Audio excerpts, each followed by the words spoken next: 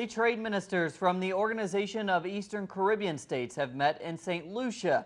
Now, they aim to find a strategic approach to the subregion's trade challenges. Our correspondent Allison Kentish now with this report.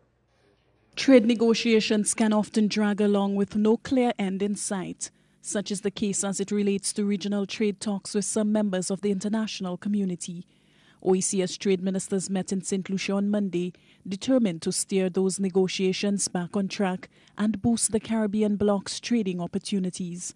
It was one of their goals at the inaugural meeting of the Council of Trade Ministers.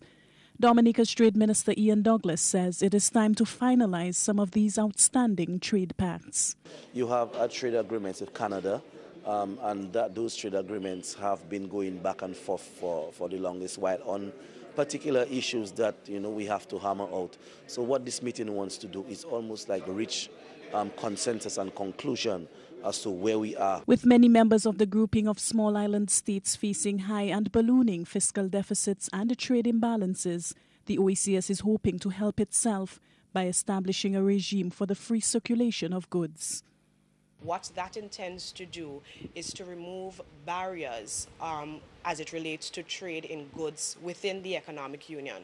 Therefore, we want goods, once they've passed the external frontier, that is the first border, for them to be able to travel basically within the economic union without limitation. So in terms of no tariff. The OECS Trade Policy Unit says the FCG will result in products moving within the OECS faster and at a lower cost.